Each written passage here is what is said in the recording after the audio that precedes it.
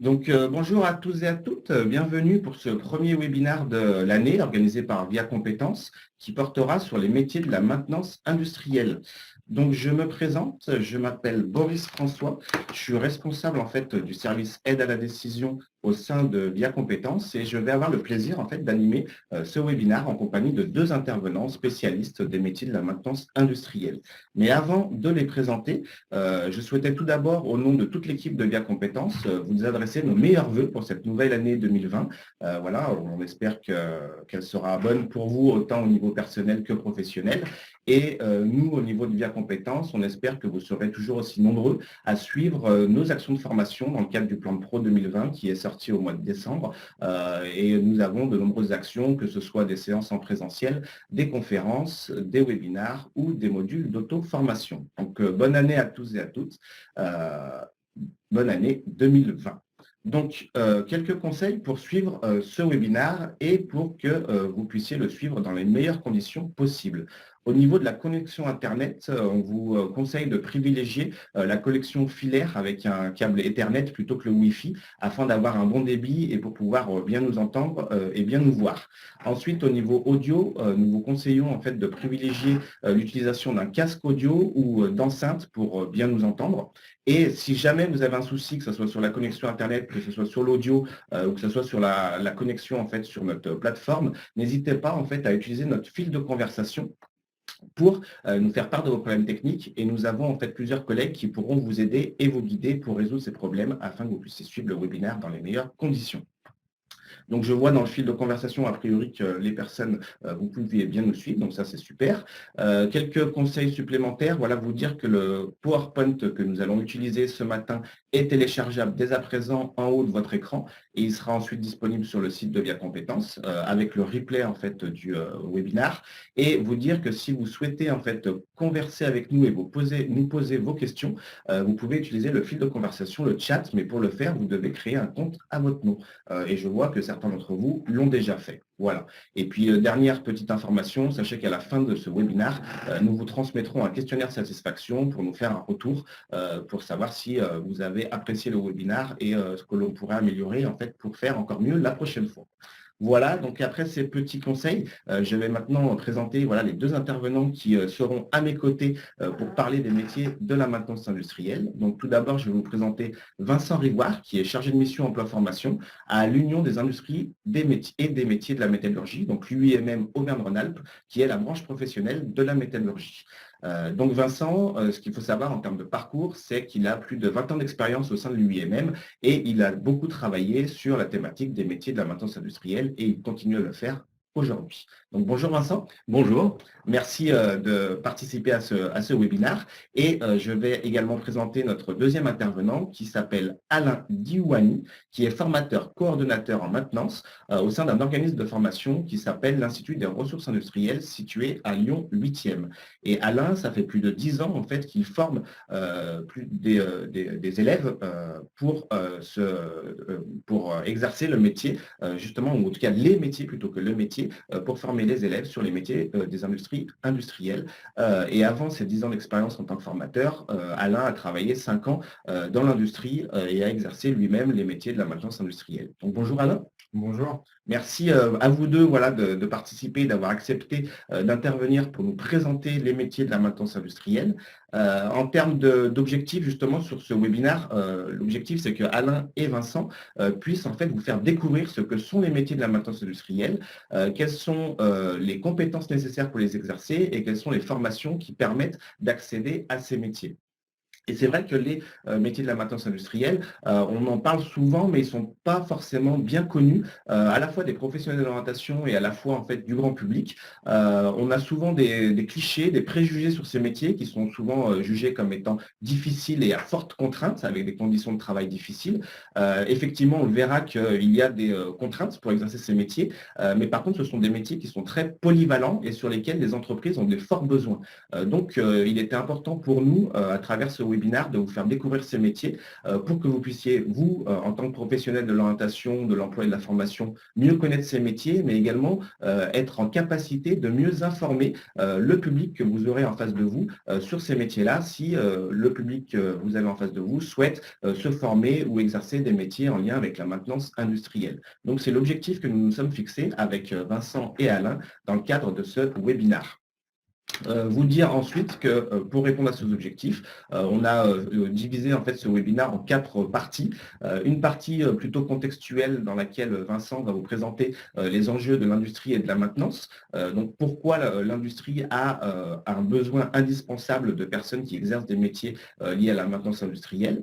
Ensuite, Alain prendra la parole pour vous expliquer qu'est-ce que la maintenance industrielle, quelles sont les principales missions exercées et quels sont les types d'interventions possibles lorsque l'on travaille dans la maintenance industrielle. Et ensuite, on fera un focus sur les principaux emplois et métiers disponibles dans la maintenance industrielle et quelles sont les compétences nécessaires pour exercer ces métiers.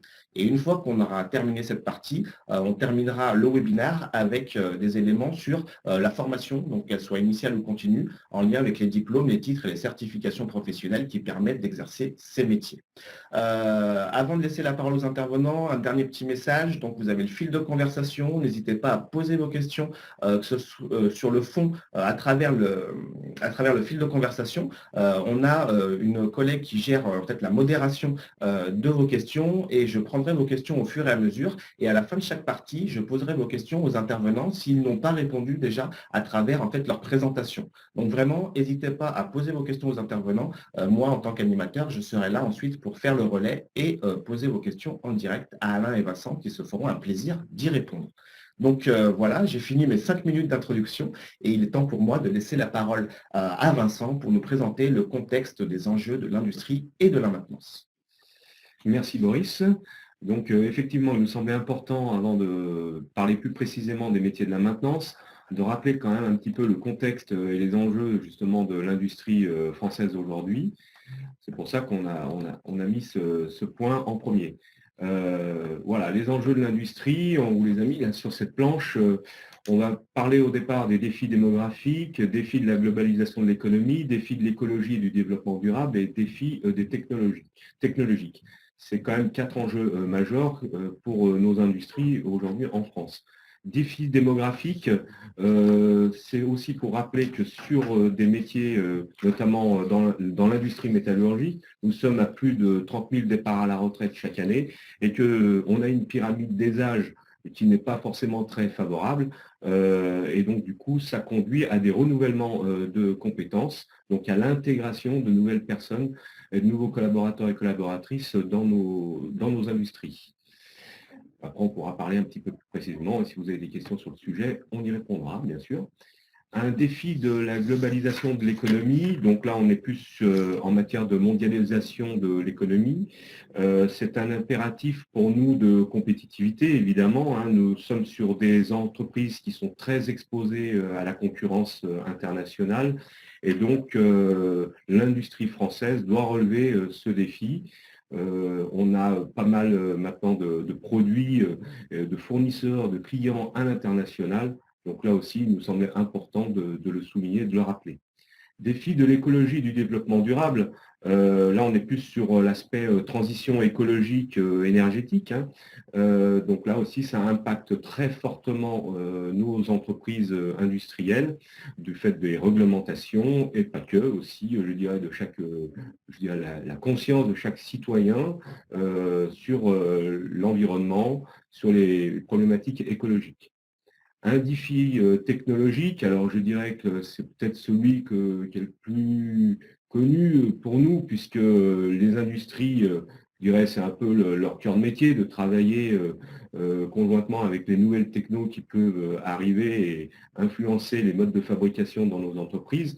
Par contre, il y en a un qui nous arrive et qui est déjà arrivé hein, très très vite et un impact très fort, c'est bien évidemment la transition numérique et toute l'arrivée de la digitalisation du numérique dans les entreprises qui révolutionne un petit peu nos schémas, aussi bien en matière de production, mais aussi en matière de relations humaines et d'informations et de données à traiter dans nos entreprises industrielles. Ces 4 défis sont donc les plus importants, et ça oblige en fin de compte nos entreprises aujourd'hui à se transformer pour répondre à ces impératifs de compétitivité. Et cette transformation ne pourra se faire que par rapport à l'évolution et au maintien des compétences dans nos entreprises. Sur un petit zoom par rapport à la maintenance qui nous concerne plus aujourd'hui, bien évidemment, la maintenance sera impactée par ces défis et cette transformation.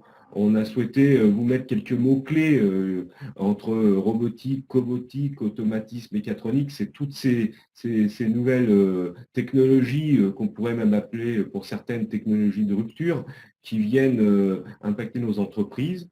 On a une tournure d'esprit, ça c'est important, on avait le côté technique, mais il y a le côté très humain, une tournure d'esprit aujourd'hui dans nos différentes fonctions dans les entreprises industrielles et principalement dans la maintenance, une tournure d'esprit plutôt amélioration continue et innovation et rechercher un petit peu toutes les évolutions possibles et l'aide possible pour nos opérateurs et nos techniciens en production notamment.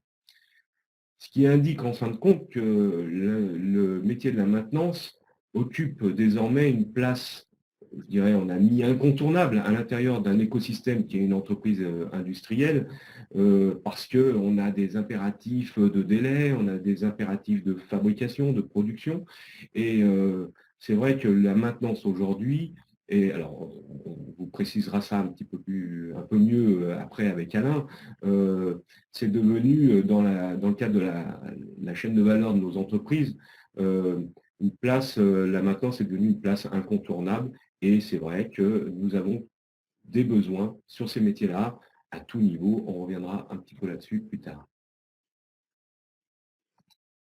Alors bien évidemment, on vous donne quelques chiffres clés, classiquement, je dirais. Ce qu'il faut retenir de ce type de planche, c'est les emplois et puis les tendances aussi, surtout, ce qui est le plus important quand même, c'est les tendances aux offres d'emploi. On a aujourd'hui besoin d'opérateurs de maintenance, de techniciens de maintenance.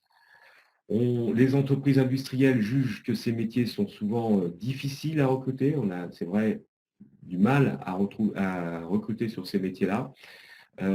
Et pourtant, une pyramide des âges qui, vous voyez, on a besoin d'un renouvellement.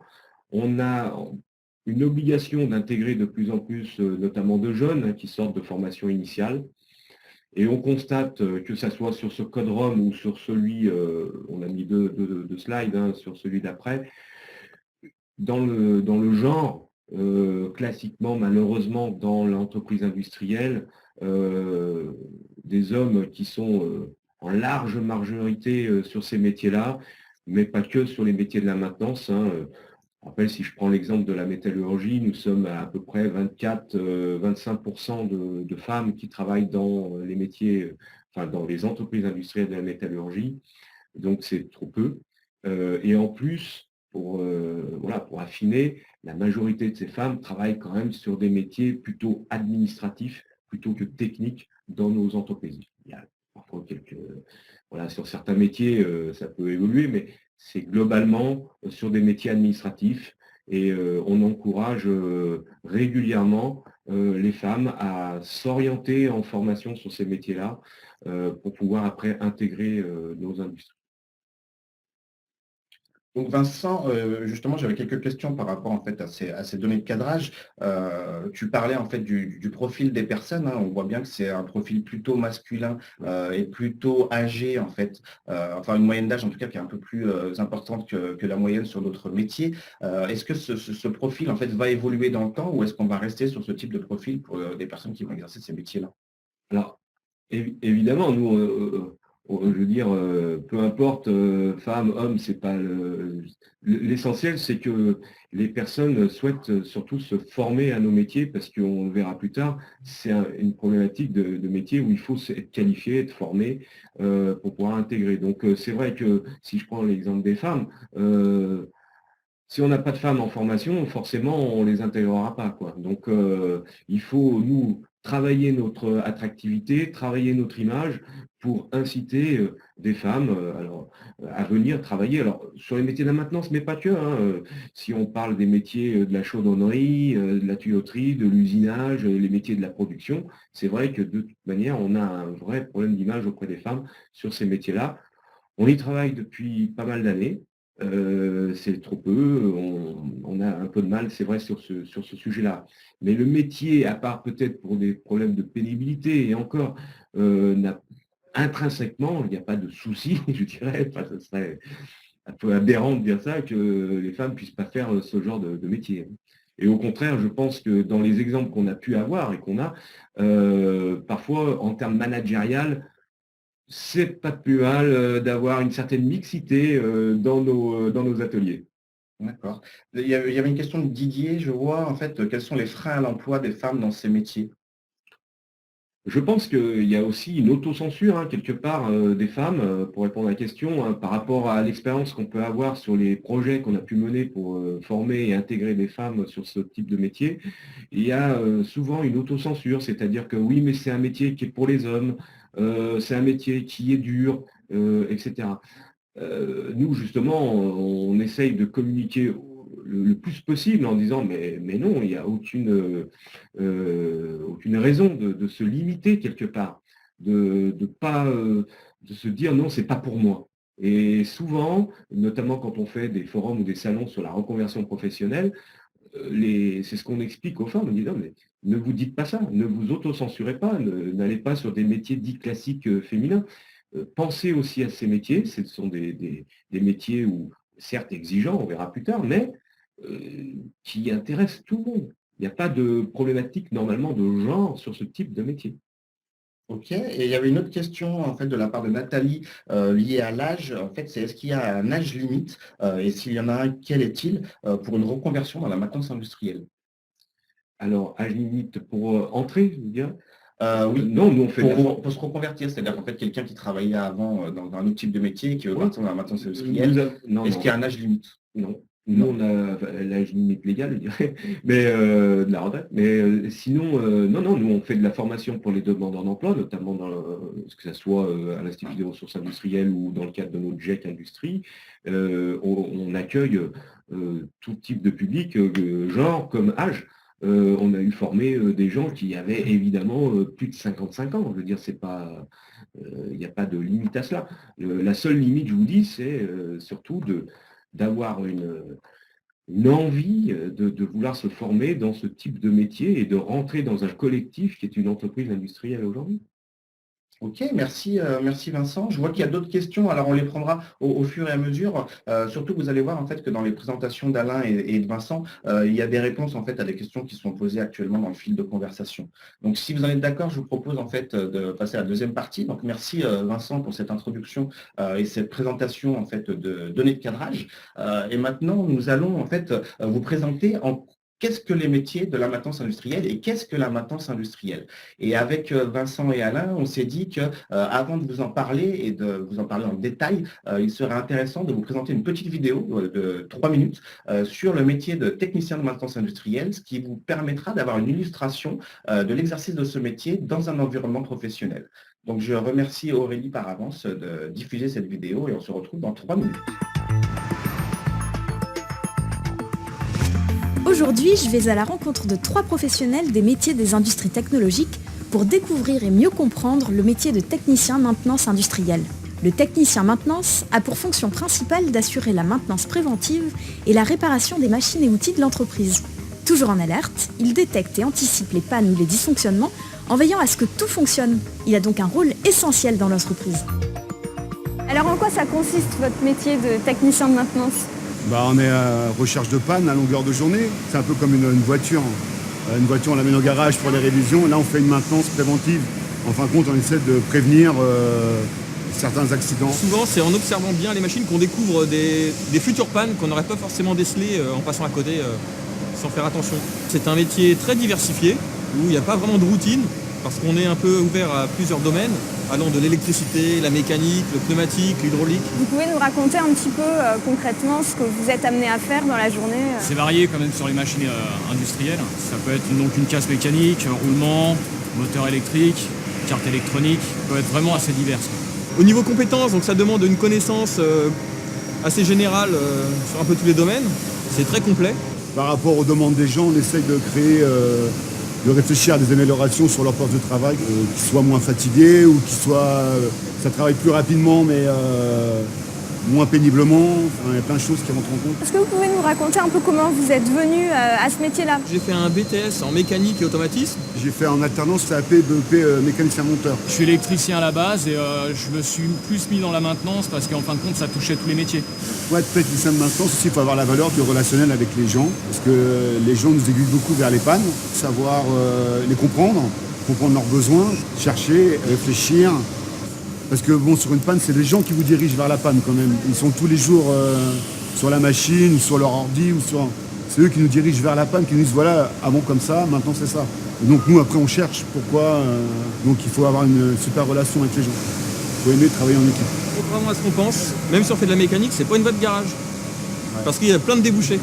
Le coup de la panne, ça marche toujours, Ouais, en tout fait. à fait. Merci encore à vous de m'avoir présenté votre métier de technicien de maintenance. Et ce métier, on peut le retrouver dans tous les secteurs de l'industrie technologique. L'aéronautique, le spatial, la défense, l'automobile, l'électrique, l'électronique, l'informatique, le mécanique, le ferroviaire, les produits métalliques, le naval et les énergies.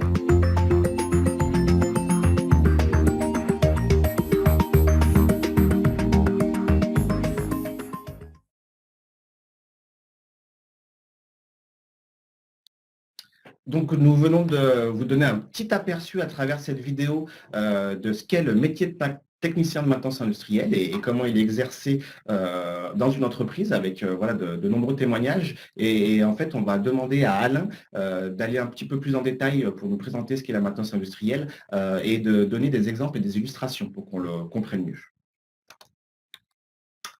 Alors, qu'est-ce que la maintenance industrielle? Pour répondre à cette question, en fait, il faut déjà réfléchir à comment se positionne le service dans l'industrie. Donc, il se positionne aujourd'hui comme un garant, finalement, de la continuité de service du site de production sur lequel il est amené à intervenir. Donc, en effet, il intervient sur l'ensemble des équipements et installations qu'il a sous sa responsabilité et assure à travers, en fait, différentes méthodes et techniques son service pour réaliser donc une production. Donc, son objectif est donc d'anticiper les dysfonctionnements, hein, comme dit dans la vidéo, sur les machines, avant qu'elles aient un impact direct sur la production. C'est ce qu'on va appeler la maintenance préventive. Et si malgré cela, donc, nous avons un dysfonctionnement qui est constaté, donc on va venir intervenir pour déterminer finalement quelle est la cause de ce dysfonctionnement et la supprimer. Donc là, la panne est entre guillemets présente et c'est ce qu'on va appeler la maintenance corrective. Pour cela, en fait, le personnel de maintenance va s'appuyer notamment sur toutes les technologies de son outil de production, l'électricité, l'électronique, la mécanique, l'automatique, l'hydraulique, l'automatisme, la régulation, mais également avec le digital qui est aujourd'hui au cœur de la révolution numérique actuelle. Donc, toutes ces technologies donc, sont variées car il faut savoir que les secteurs d'activité sont variés, puisqu'on est amené à intervenir aussi bien sur le secteur de la métallurgie, de la pharmacie industrielle, de l'automobile, sous-traitants et constructeurs, l'agroalimentaire, la chimie, la plasturgie, la pétrochimie. 3 petits points. Finalement, tous les sites de production qui réalisent donc des pièces ou des sous-ensembles ou des produits à destination de clients. Donc, pour continuer en fait à comprendre et à apprécier les missions de la maintenance industrielle, je vous propose de décortiquer quelles sont les différentes activités au sein d'un service maintenance. Donc nous avons tout d'abord la maintenance corrective, qui est une maintenance qui se réalise lorsque le dysfonctionnement est apparu. Là, 2 cas possibles finalement. Soit je décide de mettre en place une solution temporaire qui me permet de remettre ma machine en service rapidement pour éviter d'impacter de manière forte la production. Et dans un second temps, hors production cette fois, je réalise donc le changement de la pièce. Ou alors je fais le changement de la pièce directement suite au dysfonctionnement. C'est ce qu'on va appeler le dépannage et la réparation.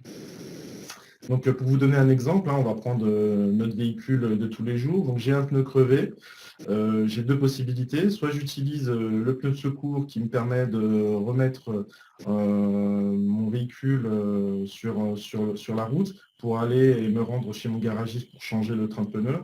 Ou alors je fais la réparation, j'ai un pneu de rechange et je viens faire la réparation directement sur mon véhicule. Pour faire le parallèle avec l'industrie, je vais vous citer un exemple en fait, qui est représentatif de ce qu'on peut faire en fait en entreprise. Donc j'ai un réseau d'air comprimé qui est nécessaire, c'est ce qu'on appelle le pneumatique, qui est nécessaire à l'utilisation de mon équipement. Sur ce réseau pneumatique, j'ai un filtre à air qui permet d'assainir et de nettoyer finalement l'air comprimé qui va être distribué sur ma machine. Ce filtre, étant donné qu'il récupère en fait toutes les particules en suspension, peut vite rapidement s'encrasser. Donc j'ai deux possibilités, je n'ai pas la pièce en stock, du coup je vais sortir le filtre, le nettoyer, enlever le maximum de particules et le réinjecter sur ma machine le temps de recevoir la pièce, ou alors j'ai la pièce en stock et du coup je vais la changer à l'identique, c'est ce qu'on va appeler la réparation. Toujours avec ces deux notions. Donc ça, ce sont toutes les opérations dites de maintenance corrective qui interviennent donc après que le dysfonctionnement est apparu sur l'équipement.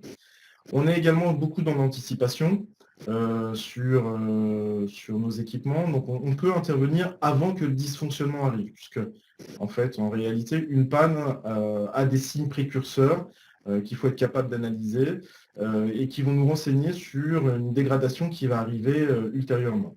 Donc la première des maintenances préventives, c'est la maintenance systématique, où là je m'appuie finalement sur un échéancier qui va être calendaire, donc en jours, en mois, en semaines, ça va être ou des kilomètres, pardon, ou une quantité de production fabriquée, un tonnage par exemple.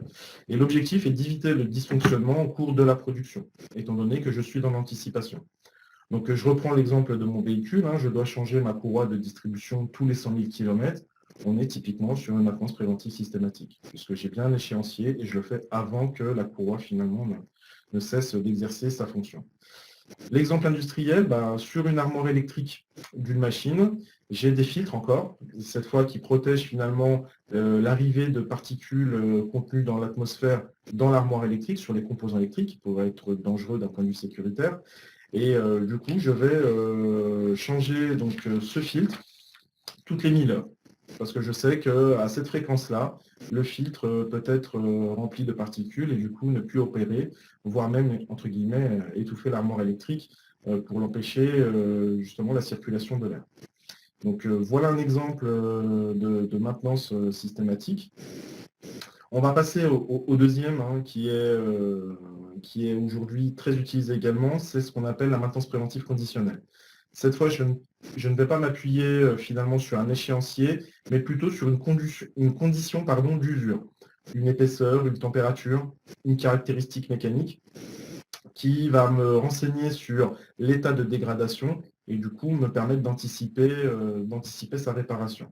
Donc un exemple, sur mon véhicule, lorsque j'ai le témoin d'usure de mes freins qui apparaît sur mon tableau de bord, ce qui signifie que finalement mes plaquettes commencent à avoir une épaisseur non suffisante pour assurer mon freinage, je vais chez le garagiste pour changer mes plaquettes de frein. L'exemple industriel que je vais vous proposer, c'est sur un groupe hydraulique. Donc un groupe hydraulique est un système générant en fait une énergie hydraulique, nous permettant de faire bouger, déplacer les différents éléments de notre machine. Donc sur ce groupe hydraulique, même chose, j'ai des filtres avec un capteur, cette fois de colmatage, qui m'indique que mon filtre est rempli de particules, puisque sa fonction est de filtrer l'huile sur l'installation, et rempli de particules. Donc j'ai une alerte qui apparaît sur la machine me disant de changer de filtre. Donc là, j'attends bien une condition finalement me permettant de déclencher une intervention. On a également la maintenance préventive prédictive, qui, elle, va s'appuyer plutôt sur une évolution des caractéristiques techniques. Alors, quand on dit les caractéristiques techniques, ici, on va entendre principalement la température, la vitesse, le bruit, les vibrations. d'accord, de ma machine, qui vont être synonymes finalement d'une détérioration à venir, et du coup me permettre de déclencher des interventions de remplacement, des pièces incriminées. Donc je reprends l'exemple de mon véhicule. Le matin, je démarre mon véhicule, tout va bien. Et puis après quelques minutes, j'entends un bruit au niveau du moteur, un bruit anormal qui n'est pas le reflet du fonctionnement classique de mon véhicule. Donc je surveille ce bruit. J'ai souvent une oreille plus attentive à ce moment-là. Et lorsque le bruit s'amplifie, je peux déclencher une intervention chez mon garagiste en me disant qu'il y a forcément quelque chose qui ne va pas. On a un peu la même idée dans la partie industrielle, puisqu'on va placer cette fois, alors ce n'est pas forcément l'oreille humaine, on va plutôt placer des capteurs qui vont récupérer par exemple des vibrations sur un moteur électrique et qui vont surveiller en permanence ces vibrations, puisqu'un moteur, donc un système en mouvement, notamment mécanique, va générer une vibration. Et cette vibration, en état normal, a une certaine signature. Et lorsque cette signature commence à dériver, on va s'apercevoir qu'effectivement, on a des pièces mécaniques qui commencent à faiblir. Et du coup, permettre de déclencher des interventions, un changement de roulement, un changement d'arbre, etc. Donc voilà un petit peu pour la maintenance préventive. On a une troisième maintenance qu'on appelle améliorative, dont l'objectif ici est plutôt d'améliorer des caractéristiques techniques. Donc on souhaite aller plus vite, on souhaite avoir plus de force pour certaines opérations de traitement. Du coup, on va faire des modifications sur la machine. Je reprends l'exemple, pour mon véhicule, je vais acheter un lave-glace qui peut être anti-perlant, qui va me permettre d'avoir une meilleure visibilité en cas de pluie, de faire s'écouler plus facilement les particules de pluie. En industrie, ce sera plutôt là des modifications réelles de sous-ensemble de machines. Je n'ai pas forcément d'exemple en tête puisque ça dépendra beaucoup de l'équipement, mais l'objectif est effectivement d'améliorer une des performances de l'équipement.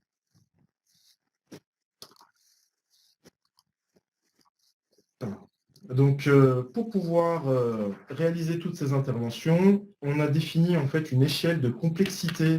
La norme AFNOR a défini une échelle de complexité qui se répartit sur 5 niveaux, qui permet de définir donc du coup le type d'intervenant, le savoir-faire et les outils et outillages nécessaires pour réaliser toutes les opérations précédemment citées. Donc nous avons tout d'abord le niveau 1, qui est une maintenance de premier niveau, qui va servir de réglage simple, généralement qui est prévu par le constructeur de l'équipement ou le fournisseur d'équipement, à travers des organes qui sont facilement accessibles, en sécurité notamment, et qui ne nécessitent aucun démontage ou échange d'éléments. Donc là, on est plutôt sur l'exploitant, c'est-à-dire le service production, les opérateurs, les conducteurs de machines, qui vont réaliser cette opération. Intéressant de savoir qu'effectivement, tous les services connexes de l'industrie de production participent finalement à la maintenance.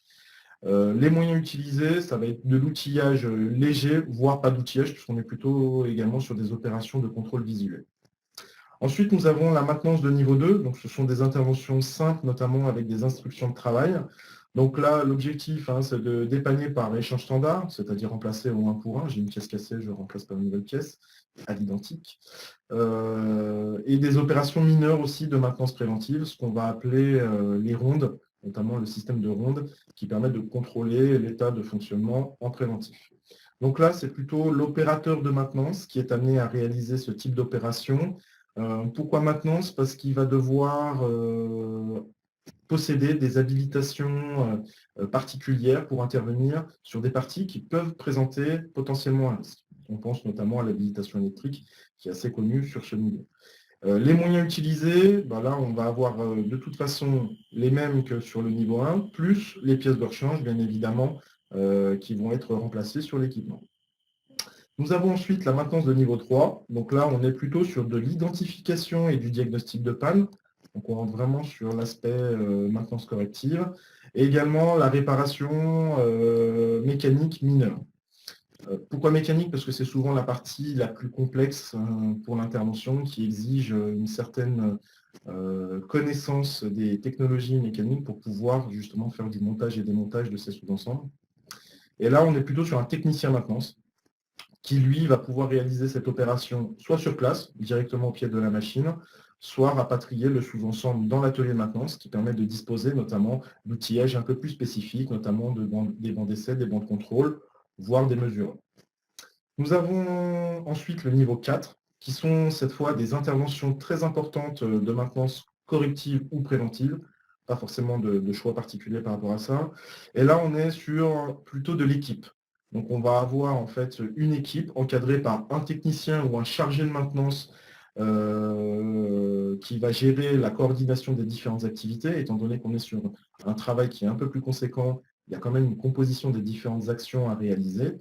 Et du coup, le technicien ou le chargé de maintenance va gérer, coordonner les différentes activités. Et là, on va avoir de l'outillage général plus de l'outillage spécifique, du matériel d'essai, de contrôle, de manutention. Et ça exige donc forcément des moyens un peu plus conséquents. Et enfin, on a le dernier niveau, qui est le niveau 5. Là, on est sur des travaux qu'on appelle de rénovation, rénover notre équipement ou de reconstruction. Ce sont des réparations importantes. On est sur une équipe complète, avec notamment, on va travailler sur la polyvalence des expertises, électriciens, mécaniciens, automaticiens, qui vont être sous l'autorité soit d'un chargé de maintenance expérimenté, soit du responsable maintenance direct. Et là, on a des moyens qui sont proches finalement du constructeur, puisqu'on va faire un démontage assez complet et un remontage assez complet de l'installation. Donc voilà, toutes les opérations qu'on a vues précédemment peuvent donc, du coup se classifier en termes de complexité à travers ces 5 niveaux. Merci beaucoup Alain, c'était très clair voilà, de voir ces différentes missions, ces différentes interventions. Nous avions une question de Vincent qui était quelle est la place de la maintenance prédictive, mais il me semble que tu y as répondu puisque en fait la maintenance prédictive fait partie de la maintenance préventive. Tout à fait. Après, si on parle en termes de proportion, et je pense que c'était aussi l'orientation de la question, c'est qu'aujourd'hui, on entend beaucoup de développement. On entend beaucoup de développements qui sont faits sur cette partie-là, la maintenance prédictive, proactive, maintenance 4.0, des termes un peu qui résonnent aujourd'hui avec l'industrie du futur. C'est effectivement mettre en place aujourd'hui des machines sur lesquelles on peut avoir finalement un contrôle avec ou pas à distance, et qui permet de récupérer ces données. Donc en gros, on va placer des capteurs sur les différentes parties de la machine, notamment qu'on estime sensibles, et pouvoir mesurer leur déviation dans le temps et pouvoir agir finalement au moment le plus opportun, et notamment toujours avant la panne, puisque pour éviter d'avoir un impact sur la production. Et c'est vrai qu'il y a de plus en plus d'outils, de moyens, notamment de contrôle, qui se développent sur cette partie-là. C'est un petit peu, on va dire, le fer de lance de ces dernières années sur les activités de maintenance. Ok, merci. À travers la pyramide sur la classification des interventions, on voit bien qu'il y a différents types en fait, d'interventions et qui vont certainement sous-entendre en fait, différents types d'emplois pour exercer ces différents types d'interventions. Donc en fait, je vais proposer à Alain de nous présenter ces différents emplois et de nous présenter quelles sont les compétences nécessaires pour exercer ces emplois. Et pour toutes les questions qui ont été posées, notamment sur les conditions de travail et les conditions de recrutement, Alain pourra vous apporter des réponses en fait lors de cette présentation de cette partie. Alors concernant les emplois, comme j'ai pu l'évoquer précédemment, il existe quatre emplois types qu'on peut cibler en maintenance industrielle. Nous avons l'opérateur de maintenance, alors qui peut avoir plusieurs appellations en fonction du secteur d'activité et de l'entreprise, agent de maintenance, monteur, rondier, et dont les principales missions vont être concentrées sur la maintenance préventive dans un premier temps, niveau 2 à 3, en fonction des différentes technologies rencontrées. Il va être capable également de réaliser des pré-diagnostics.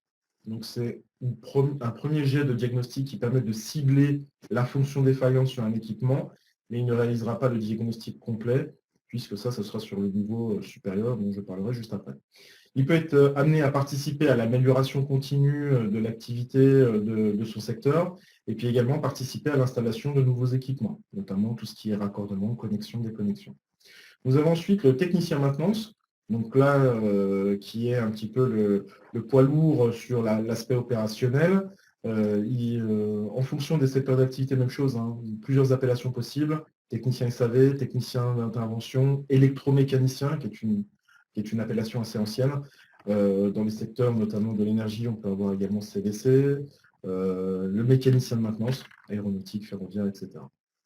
Lui peut être amené à réaliser donc, le préventif, même chose, hein, plutôt sur du niveau 3 et supérieur, en fonction de son expertise, mais également surtout sur la partie maintenance corrective, puisqu'il est capable, à partir d'analyses et d'outils méthodologiques, de réaliser des diagnostics, lui permettant donc d'identifier la cause de défaillance et finalement le changement de composant qui est incriminé.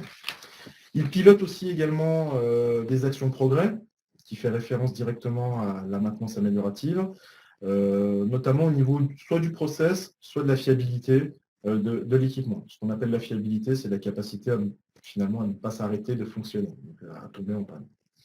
Et puis enfin, il peut être également pilote de projet sur l'intégration d'un nouvel équipement. On souhaite intégrer une nouvelle machine, c'est lui qui va gérer toutes les alimentations, le raccordement, la formation sur la partie maintenance des opérateurs, des conducteurs, etc. Troisième niveau en maintenance, donc ce qu'on appelle le chargé de maintenance, qui peut avoir également plusieurs appellations, technicien méthodiste, technicien méthode maintenance, technicien TPM, chef d'équipe ou superviseur maintenance. Donc il a une expertise aussi bien opérationnelle, tout comme le technicien maintenance, mais également organisationnelle, puisqu'il va travailler notamment sur la définition du plan de maintenance de l'entreprise, participer à l'analyse des données de production pour améliorer finalement ce qui est fait dans le quotidien, piloter des actions d'amélioration, mais cette fois de manière un peu plus globale. Hein. On n'est plus centré sur l'équipement, mais plutôt dans un atelier, donc sur toute la stratégie qui est déployée d'un point de vue maintenance sur l'atelier. Il participe au suivi budgétaire de l'activité de maintenance et peut être amené, bien évidemment, à animer des équipes composées d'opérateurs et techniciens. Et puis enfin, nous avons le responsable de maintenance, donc qui est plutôt le manager de l'ensemble de l'équipe maintenance. Donc là, lui, comme tout manager, c'est finalement déterminer à partir des objectifs de l'entreprise la politique à mettre en place dans son service, notamment sur la partie maintenance, sur les objectifs, l'atteinte des objectifs en termes de performance du service. Il participe au choix notamment des nouveaux équipements. Il gère l'aspect RH interne et externe lié à son service, la planification et l'organisation des ressources. Il est garant en termes d'activité, il est garant de la disponibilité des équipements avec la participation de ses équipes et bien évidemment participe aux différentes actions QHSE, donc qualité, hygiène, sécurité, environnement de l'entreprise. Donc voilà un petit peu pour les différents emplois. Ce qu'on peut peut-être préciser, c'est que le gros de l'emploi maintenant se situe principalement sur les opérateurs et les techniciens, donc plutôt sur les opérationnels, où on a des besoins importants dans les industries aujourd'hui pour pouvoir réaliser les différentes activités et, pour reprendre un petit peu ce que j'ai dit initialement, garantir la continuité de service des équipements dans l'entreprise. Le service maintenance est vu comme réellement un élément qui peut finalement optimiser la performance de l'entreprise si l'organisation et les moyens nécessaires le permettent de le faire. Donc voilà pour les emplois types. Au niveau des caractéristiques communes dans les métiers de la maintenance, je vais vous présenter les éléments qui sont plutôt cette fois contextuels au métier, à commencer donc par l'aspect sécurité, puisque finalement ce sont des gens qui vont être amenés à intervenir dans des conditions où l'équipement n'assure plus ses fonctions classiques et utilise notamment des matériaux qui peuvent être considérés potentiellement dangereux. Donc le personnel de maintenance doit pouvoir reconnaître ces situations à risque et bien évidemment s'en protéger avec les moyens existants. Donc ça fait partie finalement du savoir-être de base. Et avec cela s'ajoute donc les missions du quotidien qui sont pouvoir préparer son intervention, notamment avec l'aide des dossiers techniques qui sont mis à disposition des différents équipements sur lesquels il va être amené à intervenir. Donc il y a une lecture, pouvoir récupérer certaines informations dans tous ces documents-là. Prendre connaissance des consignes d'hygiène et de sécurité propres à son intervention, donc toujours dans cet aspect sécuritaire. En cas de panne, lorsque le composant est défaillant, pouvoir identifier finalement la cause et remettre l'équipement en service, après avoir réalisé l'échange de composants qui est nécessaire. Une fois qu'il a fini son intervention, il remplit et signe les fiches techniques d'intervention, notamment ce qu'on appelle le bon de travail, qui permet de garder une traçabilité de ce qui s'est passé pour justement s'améliorer au quotidien et modifier, pourquoi pas, le plan de maintenance qui est fait. Et enfin, renseigner ce qu'on appelle la GMAO, gestion de maintenance assistée par ordinateur, qui est un outil informatique de traçabilité de toutes les interventions, de toutes les activités finalement de maintenance. On y retrouve aussi bien les pièces de rechange que les intervenants, que les typologies de maintenance qui est faite, préventive, corrective, etc., etc. Et puis donc, on a vu les différentes exigences, les différents éléments contextuels pour exercer ce métier qui est donc non routinier. Je vais reprendre cette expression. Il y a certaines quand même exigences qui sont attendues de la part du personnel de maintenance, notamment l'autonomie dans le travail. Pourquoi? Car la plupart des interventions vont se réaliser seules et dans certains cas, il va falloir faire des choix sur la typologie d'intervention à réaliser. Donc il doit avoir un certain degré d'autonomie pour pouvoir exercer son activité. L'ouverture d'esprit, la curiosité technique, c'est le moteur finalement du personnel de maintenance. Il lui permet de s'adapter aux différentes évolutions du matériel, mais également pouvoir solutionner des problématiques qui peuvent être assez complexes. La capacité d'analyse et des résolutions de problèmes, notamment pour le diagnostic. Là, l'objectif, c'est de pouvoir déterminer les causes. Donc, il y a une recherche finalement d'éléments concordants qui ont généré la défaillance. Donc, le personnel ou le technicien maintenance, notamment, doit être capable finalement de comprendre ce qui s'est passé, bien qu'il n'était pas présent forcément lorsque c'est arrivé, pour pouvoir remonter à la cause d'origine et déterminer donc du coup le composant du sous-ensemble qui est défaillant. Nous avons ensuite la capacité à s'adapter sur de nouveaux matériels, vous l'avez compris, il y a une évolution des technologies. Vincent tout à l'heure parlait de technologie de rupture. Du coup, on doit pouvoir s'assurer de sa remise à niveau de connaissances et de compétences sur ces technologies qui peuvent être innovantes dans certains cas. Un sens relationnel, très important, notamment avec la production et la qualité. Aujourd'hui, les frontières de ces services-là, notamment ces trois-là, deviennent de plus en plus poreuses, puisque finalement, les trois concordent à la performance de l'entreprise. D'ailleurs, l'outil qui permet de mesurer la performance des industries de production s'appuie sur ces trois éléments, à savoir donc, la maintenance, la production et la qualité.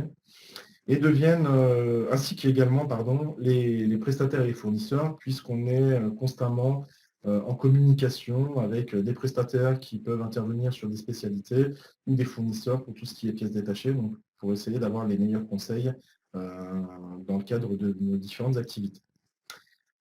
Enfin, nous avons le travail peut être organisé sur des horaires qui peuvent être variables, notamment de nuit, de week-end, décalés, selon les entreprises, puisque ça dépend effectivement de l'activité et du besoin de l'entreprise, et se soumettre aussi à des rythmes de travail qui eux-mêmes peuvent être particuliers, notamment ce qu'on appelle les périodes d'astreinte, où ils sont amenés donc à être disponibles pendant un certain temps, notamment les week-ends, en cas justement d'aléas qui subviendraient pendant cette période-là.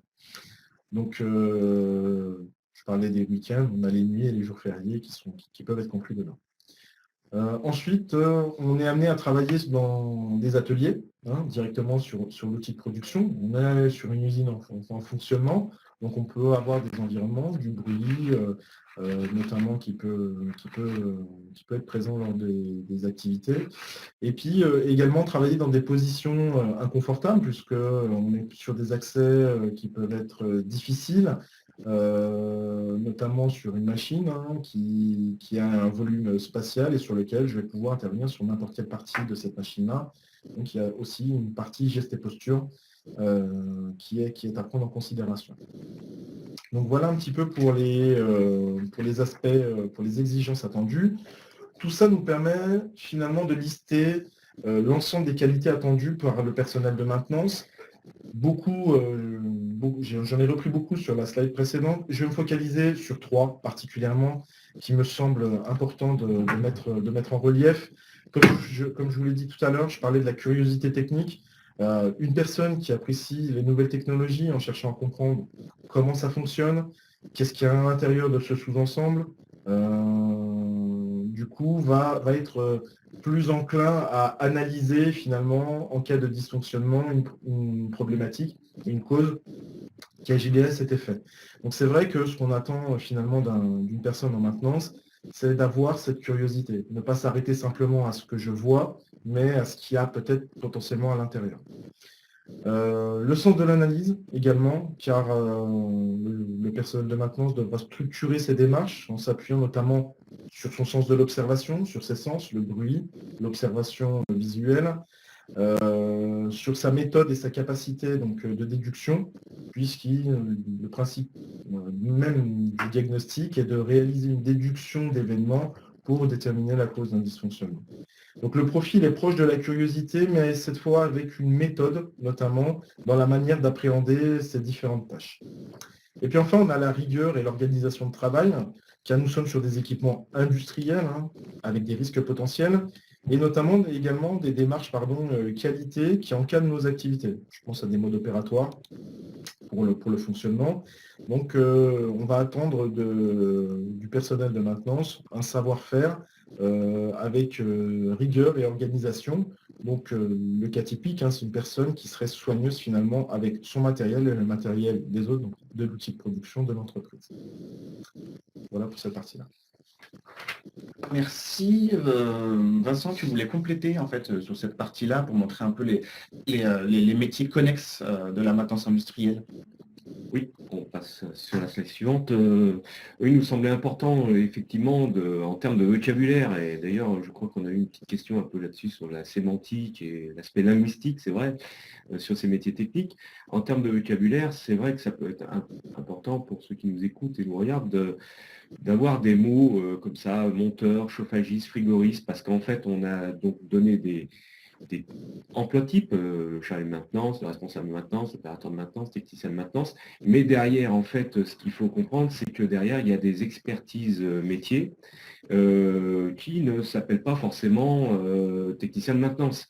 C'est la fonction technicien de maintenance, mais derrière, quand même, nous avons des personnes qui ont des formations diverses et variées. Donc, on s'est permis de mettre un petit peu ces mots-clés à l'écran pour informer tout le monde que quelqu'un qui, par exemple, a fait de la soudure ou qui a été formé dans la soudure peut tout à fait être dans un service maintenance dans une entreprise, comme un usineur ou un tuyauteur, etc.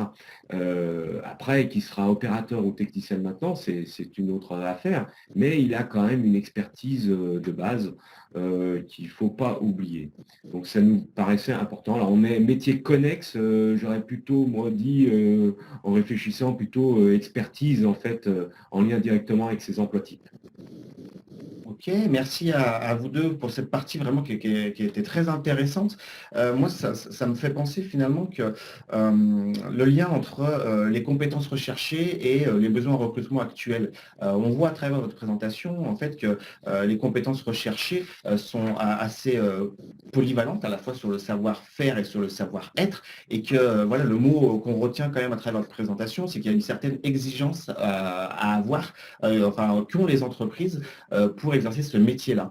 Est-ce que c'est cette exigence qui fait que les entreprises ont du mal à recruter actuellement? Oui, tout à fait. Alors l'exigence, ça va se faire de par finalement la constitution de l'outil de production. On l'a bien compris, on est sur des technologies, on est donc forcément sur du savoir, sur de la connaissance, sur du savoir-faire, puisqu'on est également sur les méthodes d'intervention préventives, correctives, etc., mais également sur un savoir-être, puisqu'il y a l'aspect sécuritaire et méthodologique qui intervient. Donc en sortie de formation en maintenance, on a quelqu'un qui a les acquis, on va dire les savoirs, potentiellement les savoir-faire, on l'espère le savoir-être. Par contre, ce qui va faire qu'il est capable d'exercer son métier au quotidien et surtout en autonomie, ça va être son expérience. Et il faut un certain temps pour finalement maîtriser les éléments de contexte que j'ai pu citer précédemment de l'entreprise pour pouvoir être complètement autonome. Et si finalement, si une personne, hein, que ce soit un jeune ou un adulte, que ce soit un élève, un demandeur d'emploi ou un salarié, qu'est-ce qu'on pourrait, en fait, quel conseil on pourrait lui donner s'il souhaite travailler dans la maintenance industrielle? Y a-t-il des prérequis finalement pour travailler dans la maintenance industrielle? Bien. Alain, excuse-moi, Alain, je prends la parole. Alain a indiqué, je pense, un prérequis. C'est cette fameuse curiosité, je dirais, quelqu'un qui souhaite comme ça, qui n'a jamais travaillé dans la maintenance et qui souhaite se former, il y a ce prérequis de la curiosité de la fabrication. C'est-à-dire que c'est vrai que, je pourrais aller jusqu'à dire, il faut aimer le bricolage, mais il faut aimer savoir comment les choses se font. Et du coup, aimer aller à l'intérieur. Il l'a dit, aller à l'intérieur d'une machine, à l'intérieur d'un automatisme, savoir comment les choses se font.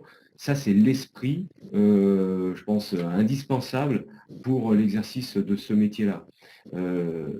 Après, il y a un autre esprit qu'il faut avoir, c'est cet esprit, ça a été dit dans la vidéo, cet esprit de, je dirais presque d'altruisme, où on est là quand même pour aider les gens qui travaillent, les opérateurs qui travaillent sur des machines complexes, et donc du coup, on est là pour les aider au quotidien. Donc il y a deux notions, je dirais, qu'il faut avoir de base quelque part pour vouloir travailler, se former. C'est aussi une condition indispensable, mais je dirais presque dans n'importe quel type de métier aujourd'hui. Il y a cette formation qu'il faut absolument en préalable. C'est ça, en fait, parce que si on veut travailler dans la maintenance industrielle, il faut avoir une formation en lien avec en fait, la maintenance industrielle. Donc, en fait, ce que je vous propose, c'est qu'on passe tout de suite à la partie formation et ensuite, on posera en fait les questions qui ont été posées justement via le fil de conversation. Sur la partie sur la formation, on avait prévu en fait de vous passer une petite vidéo, mais comme le temps avance, ce que je vous propose, c'est simplement de vous laisser le lien en fait sur le PowerPoint pour suivre en fait cette vidéo de 3 minutes où on a une personne qui est actuellement en bac professionnel maintenance des équipements industriels et qui nous explique pourquoi en fait elle a souhaité se former sur ce type de diplôme. Donc ce que je vous propose, c'est de donner tout de suite la parole à Vincent pour nous présenter les principaux diplômes, titres et certificats en lien avec la maintenance. Oui, alors là, vous verrez, on vous a mis plusieurs planches sur à la fois certification État, titre professionnel, les certifications de branche et les diplômes de l'éducation nationale. Donc, ce qu'il faut en fait retenir dans le cadre de ces différentes planches, c'est d'abord un spectre très large en termes de formation, hein, ça va du niveau 5, enfin anciennement 5, donc niveau CAP, BEP, jusqu'au niveau d'ingénieur, mais c'est en lien avec ces fameux emplois types, de toute manière. Nous avons des diplômes qui sont, entre guillemets, faits pour la maintenance. On a le fameux bac pro MEI, par exemple, maintenance des équipements industriels, le BTS, maintenance des systèmes de production, ça c'est en termes de diplôme éducation nationale. Il existe ces diplômes, mais en parallèle de ça, et on le souligne quand même, c'est cette fameuse notion d'expertise où on vous disait quelqu'un qui a fait un bac pro BELEC, enfin en électricité, ou un BTS électrotechnique, peut aussi rentrer dans les services maintenance. Donc la difficulté, entre guillemets, c'est que vous avez, en fin de compte, plusieurs diplômes, et pas forcément des diplômes où l'intitulé, il y a le mot maintenance quelque part. C'est un petit peu ça la difficulté. Donc il y a un spectre large, je dirais, en matière de niveau, et il y a un spectre aussi un peu plus large en matière d'intitulé de diplôme et surtout des référentiels à l'intérieur de ces fameux diplômes. Donc là, on vous a donné un petit peu pour chacun des niveaux au niveau de l'éducation nationale, et on a dû même aussi rajouter certains titres professionnels, alors spécifiquement en maintenance industrielle. Là, c'est plutôt la partie certification professionnelle de la branche, donc les CQPM, certification de qualification paritaire de la métallurgie, si je prends l'industrie métal, avec différents niveaux. Alors c'est sûr que là, on n'est plus sur de la formation professionnelle, c'est-à-dire que pour parler vite, on ne va pas faire de l'histoire géo, quoi, si vous voulez, on va vraiment apprendre le métier sur un temps déterminé en matière de formation. C'est être capable de quand on exerce un métier. C'est plutôt ça qu'on va venir certifier.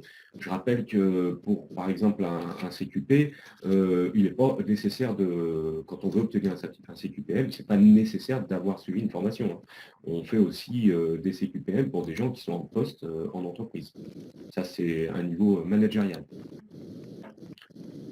Merci Vincent. Il y avait une question tout à l'heure en fait de la part de Sylvain sur la situation d'une personne en reconversion qui souhaite se former sur les métiers de la maintenance industrielle. Il souhaitait savoir en fait spécifiquement quelle formation peut suivre cette personne et quels sont les coûts de cette formation.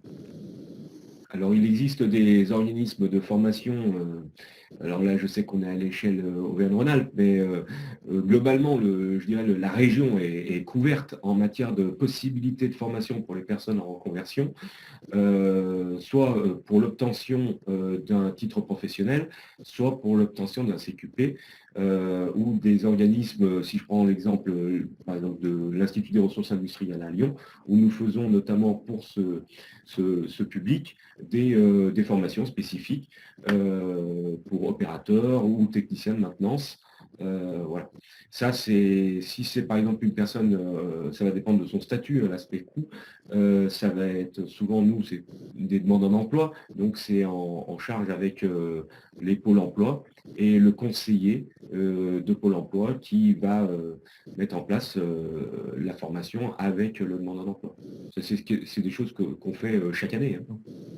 D'accord. Il y avait une question spécifique par rapport au tableau en fait, sur la diapo 27. À quoi correspond un CQP niveau A, B et C?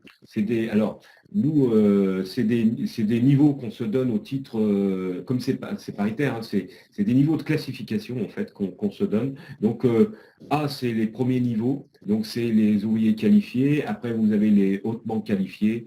Donc, nous, on n'est pas, si vous voulez, liés à des référentiels d'éducation nationale, c'est nos propres classifications. Où A, c'est les premiers niveaux. B, alors plutôt ouvriers qualifiés, et puis B, plutôt hautement qualifiés. Et C, on est là sur des niveaux, en fait, vous vous attendez à ce que je vous donne une correspondance éducation nationale. Là, sur les C et C étoiles, on est plus sur du bac plus 2, quoi. D'accord. Sylvain posait la question si est-ce que les entreprises peuvent prendre en charge le coût de financement de la formation pour une personne qui est en reconversion? Coût de financement, que l'entreprise prenne en charge la formation, en fait. Enfin, le coût de financement de la formation, je pense. Là, ça va dépendre si elle est demandeur d'emploi, parce que ça va être en fonction du statut de la personne. Ouais, c'est ça. Ok. Je vais reprendre un peu des questions qui avaient été posées tout à l'heure, notamment une. En fait, on a parlé de formation pour des personnes qui souhaitent exercer en fait les métiers de la maintenance industrielle, mais il y avait une question aussi sur les formations des personnes qui exercent déjà ces métiers, vu qu'il y a justement des évolutions techniques et technologiques assez régulières. Est-ce que en fait les personnes qui exercent ces métiers-là ont besoin de se former régulièrement?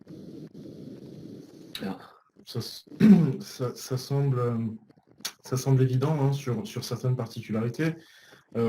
Alors, il y a plusieurs façons de voir les choses. L'entreprise intègre un nouvel équipement avec une technologie qui n'est pas connue ou maîtrisée par finalement ces équipes maintenance. Du coup, intègre la formation qui va permettre finalement de comprendre et de mieux appréhender cette technologie-là dans le cadre des interventions de maintenance. Après, si effectivement, mais là c'est plutôt sur l'aspect managérial, hein, s'il y a des champs de compétences où on est peut-être un peu plus en retrait que d'autres liés aux technologies, donc il existe effectivement des offres de formation permettant de combler en électricité, en mécanique, en électronique, en automatisme, etc. Et du coup, pouvoir upgrader un petit peu ses compétences et ses connaissances dans le domaine concerné. Ok, merci Alain. je ne vais pas vous poser la question, mais en fait, on en avait parlé un petit peu avant, lors de la répétition de ce webinaire. Faut-il en fait nécessairement avoir un diplôme de la maintenance pour y travailler? Ce que j'avais compris, c'est que en fait, dans la maintenance, on peut embaucher des personnes qui ont suivi des formations un peu connexes, notamment sur l'électricité électronique, par exemple. C'est ça, hein? Oui, c'est tout à fait ça. Donc en fait, cela pour vous dire que là, les certifications et diplômes types qui vous ont été présentés, ce sont les diplômes et en fait les formations cœur de cible en fait sur les métiers de la maintenance, mais des personnes qui ont des formations connexes peuvent aussi travailler et être embauchées dans ces métiers-là. Comme je vois que le temps avance, je vais demander à Vincent en fait de conclure en fait avec les messages clés à retenir sur les métiers de la maintenance industrielle. Voilà, je l'ai fait. Pardon. Oui, on a fait une petite planche de conclusion. Donc je rappelle quand même la nécessité, derrière tout ça, c'est quand même une nécessité économique pour nos entreprises de se transformer, c'est une obligation aujourd'hui. Et donc, qui dit entreprise, ça veut dire les services de l'entreprise et donc comment on accompagne cette transformation avec le personnel et notamment le personnel de maintenance. Donc, comme vous avez pu le constater, qui est quand même un élément clé et déterminant aujourd'hui dans nos entreprises industrielles. En fait, je pense que le plus important, c'est de dire que on a besoin de gens qui ont cette capacité, je dirais, de curiosité, cette appétence à la curiosité de fabrication. On l'a dit. On a besoin de personnes qui vont devoir se former, c'est-à-dire que quelque part, dans nos métiers, et notamment ceux de la maintenance, il faudra nécessairement passer par la case formation, qualification, parce qu'il y a des exigences métiers. La première, quand on demande aux chefs d'entreprise ou aux responsables de maintenance, la première exigence, c'est le respect des consignes de sécurité, par exemple. Donc ça aussi, il faut accompagner les personnes en formation sur ces champs-là, et pas que sur la partie purement technique du métier. On a donc ce besoin de formation. On a, ça c'est plus sur la partie soft skill, c'est cette notion de relationnel entreprise. Là aussi, il faut voir avec la personne si elle a cette capacité à comprendre que la maintenance, il y a ce côté empathie, altruiste, dont je parlais tout à l'heure, on règle le problème des gens, on règle les problèmes, donc il y a ce côté relationnel d'équipe. Et je crois que ça avait été souligné dans le cadre de la vidéo. On a marqué, ce sont des métiers exigeants et sans routine. La vidéo l'a montré, Alain dans ce qu'il a présenté aussi, des métiers exigeants, comme beaucoup de métiers aujourd'hui dans nos entreprises industrielles, comme pratiquement tous les métiers, et sans routine parce que nous avons dans nos entreprises ce qu'on appelle nous des irritants, des aléas. Voilà, il y a la routine, je dirais, de voir faire de la maintenance préventive, mais à un moment donné, il se passe quelque chose sur une machine, sur un parc de production. Voilà, il faut réagir. On parle d'industrie du futur, on parle d'industrie 4.0. On a fait un petit peu référence à ces fameux capteurs qui viennent nous aider en récoltant des données maintenant sur les nouvelles machines. Je rappelle simplement que dans les entreprises industrielles aujourd'hui, nous n'avons pas que des nouvelles machines, nous avons aussi des anciennes machines. Et il faut savoir aussi s'en servir. Alors, toutes les entreprises n'investissent pas comme ça du jour au lendemain sur des nouvelles machines, notamment des nouveaux automatismes. Donc il faut jongler entre tout ça. Donc c'est vrai, c'est un métier exigeant et sans routine, parce qu'un jour on est sur une machine, je dirais 4.0, et puis le lendemain on est peut-être sur un équipement un peu plus ancien dans l'entreprise, mais qu'il faut savoir, qu'il faut connaître, qu'il faut savoir démonter, régler, etc. Ça c'est plutôt intéressant, c'est quelque chose qui intéresse pas mal d'ailleurs les gens qui viennent se former chez nous. C'est un peu tout ce large éventail, je dirais, de possibilités quand on aime la technique. Merci beaucoup Vincent pour cette conclusion voilà, qui résume bien en fait les messages qui vous ont été passés durant ce webinaire. Donc on a essayé vraiment de répondre aux objectifs, en fait, de vous faire découvrir et de vous donner voilà, des éléments de compréhension sur ce que sont les métiers de la maintenance, quels sont les besoins des entreprises, les compétences recherchées et les formations qui y mènent. Si vous souhaitez aller plus loin, en fait, on vous a mis quelques ressources, un site qui s'appelle Industrie du futur sur lequel il y a en fait un focus spécifique sur les métiers de la maintenance, avec notamment des fiches métiers que vous pouvez utiliser dans le cadre de votre pratique professionnelle. On vous a mis également un lien vers l'Observatoire de la métallurgie, si vous voulez récupérer des chiffres clés ou des éléments sur les formations, n'hésitez pas à aller sur ce site. Et on vous a mis en fait un lien vers un document qui avait été réalisé par le PRAO à l'époque, avec notamment la métallurgie et d'autres acteurs sur les métiers de la maintenance industrielle, dans le cadre en fait du contrat de plan régional de développement des formations professionnelles. Ça avait été réalisé sur la partie Rhône-Alpes, mais en fait vous pouvez très bien réutiliser ce cahier parce qu'il y a beaucoup de messages qui avaient été en fait identifiés en 2015 et qui sont toujours valables en 2020. Voilà, donc je voulais remercier vraiment chaleureusement Alain et Vincent d'avoir accepté et d'être intervenus aujourd'hui sur ce webinaire. Voilà, vous avez vraiment, je trouve, fait une présentation de qualité sur laquelle j'espère que les participants ont appris beaucoup de choses, ou en tout cas ont pu compléter leurs connaissances.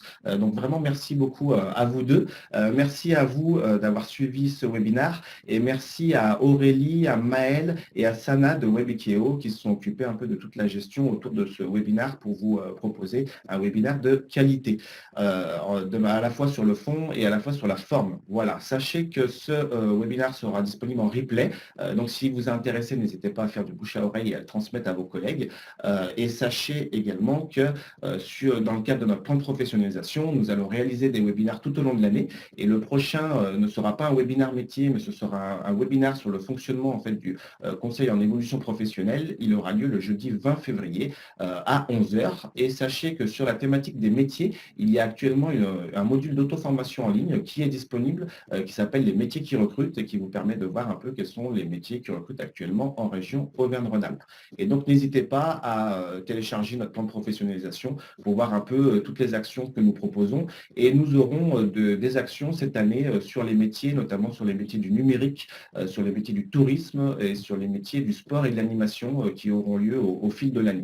Voilà, donc maintenant, il ne me reste plus qu'à vous remercier, à nous excuser pour le petit dépassement d'horaire, mais c'est vrai que nous avions beaucoup de contenu à vous transmettre et nous espérons vraiment que cela vous a intéressé. Et donc, n'hésitez pas à répondre au questionnaire de satisfaction que nous vous transmettrons, voilà, pour nous dire un peu ce que vous en avez pensé et comment on peut continuer à s'améliorer à travers ces modules de formation. Donc, encore merci à Alain, Vincent, et puis à la prochaine. Pourquoi pas. Au revoir. Au revoir.